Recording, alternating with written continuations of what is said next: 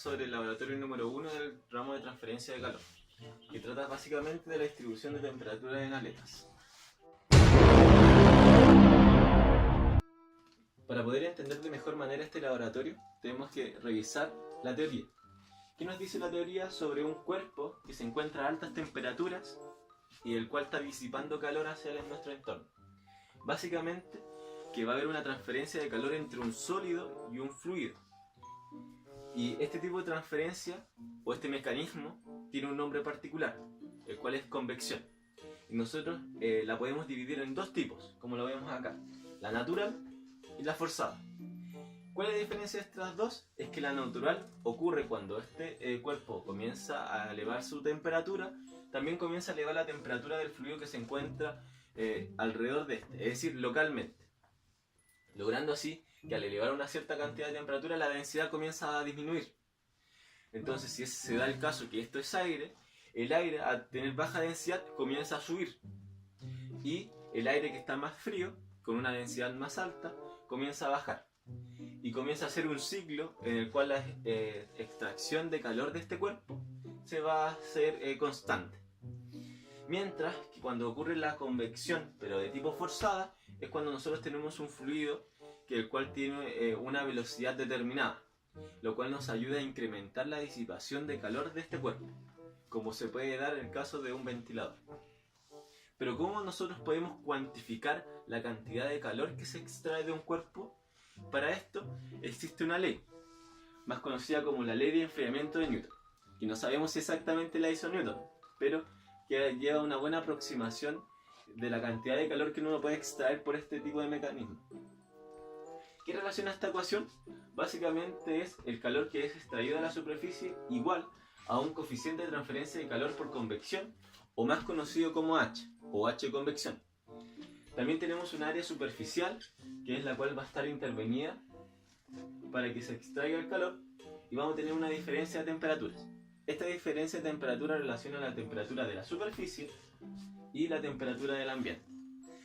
Pero se van a dar casos en que nosotros tenemos que lograr disipar mayor cantidad de calor del que podemos. Y para esto nosotros podemos apoyarnos en esta ecuación. Y tenemos dos casos principalmente. El primer caso se puede dar que cuando nosotros tenemos un sistema el cual está disipando calor de forma natural, o como sin ningún sistema aplicado, su H va a ser muy pequeña. Por lo tanto, si nosotros queremos aumentar la cantidad de calor que queremos disipar, podemos aplicar la convección forzada, es decir, instalando un sistema.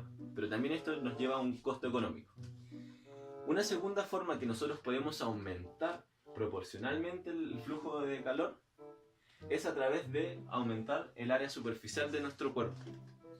Pero exactamente ¿cómo es esto? Aumentamos el volumen, aumentamos la superficie que está en contacto con este cuerpo. No es tan así. Para esto existen unos elementos precisos que reciben el nombre de aletas. Pero más bien, ¿qué es una aleta? Una aleta es un material que se adosa a la superficie de nuestro cuerpo y logra extraer una cierta cantidad de calor. Pero nosotros ahora tenemos otro modelo. Es decir, tenemos que aplicar las matemáticas y cómo logramos nosotros definir y poder cuantificar y poder también conocer las temperaturas que encontramos en cada punto de estos nuevos elementos. Para eso existe esta ecuación de acá. Pero para poder aplicarla necesitamos realizar supuestos. Los supuestos que nosotros realizamos acá están aquí desglosados, y el primero va a ser el de tipo estacionario. ¿Qué se refiere que sea de tipo estacionario? Es que no va a variar la temperatura respecto al tiempo, sino más bien solamente al espacio o a la posición. No va a haber generación. Al no existir generación, vamos a eliminar todo lo que pueden ser sumideros o fuentes que pueden existir dentro de nuestras aletas o dentro del cuerpo. No nuestra área transversal, nuestro perímetro, nuestra conductividad y nuestro H de convección van a ser constantes. Y por último vamos a hacer una relación que θ va a ser igual a mi temperatura en cierta posición X menos el T infinito. Estos supuestos nos van a ayudar a nosotros poder obtener una solución y poder tener un perfil de temperaturas, pero aún para poder definirlo según los casos tenemos que tener las condiciones de Bohr. experimental de este laboratorio trata básicamente de que nosotros vamos a través de una resistencia de cautín, calentar una barra o una aleta, del cual va a ser de un material SAE 1020, también puede ser de cobre, el cual lo vamos a someter a convección natural o convección forzada.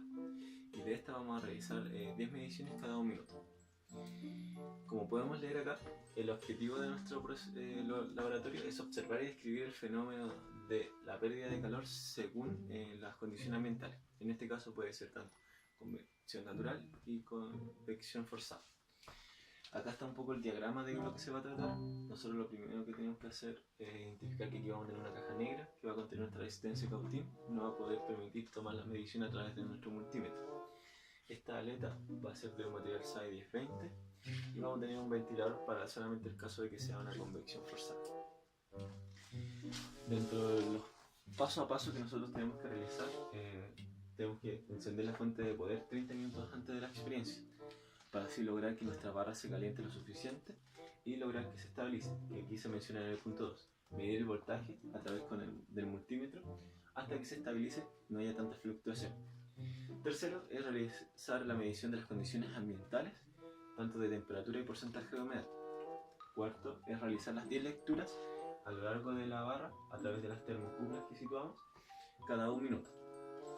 Luego vamos a registrar estos voltajes correspondientes en una tabla según las mediciones que hayamos hecho, para luego hacer la conversión de los voltajes a temperatura y así poder hacer un análisis de los datos obtenidos y gráficas. Este procedimiento antes explicado es para conversión natural. Hago una pequeña modificación para lo que es convección forzada y que se refleja en que nosotros tenemos que utilizar un ventilador. Como vemos, es el mismo procedimiento, pero en el minuto que nosotros tenemos que trabajar con lo que son las condiciones ambientales, tenemos que a su vez también colocar el ventilador a 50 centímetros de nuestra barra y en una posición 1, es decir, una posición que tengamos una velocidad constante. Por lo tanto, lo que vamos a tener es un flujo de aire con una cierta velocidad hacia nuestra barra.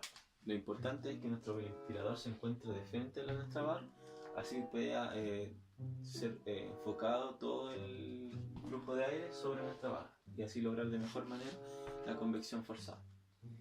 Ya con los datos obtenidos dentro de nuestra experiencia, podemos ahora hacer el análisis de estos.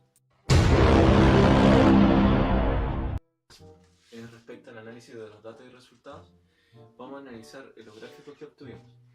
Los gráficos, tanto en convección natural y convección forzada, tienen un mismo modelo, que es de tipo exponencial.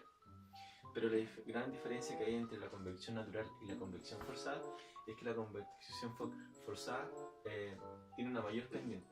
Es decir, si uno compara esta curva respecto a la otra, esta decae más rápido. Esto se debe especialmente por el H, ya que el H se incrementa y alcanza la temperatura del ambiente. Ya con esto vamos ahora a realizar el análisis sobre cómo podemos obtener el H experimentalmente. Para esto vamos a emplear un método en el cual se trata de trabajar básicamente con lo que es la ecuación que teníamos de la modelación matemática para aletas, la cual es esta. Con esto, y considerando además un supuesto que las aletas sean de un largo infinito, casi, no necesariamente que tengan un largo infinito, sino que la barra alcance la temperatura ambiente en su largo determinado.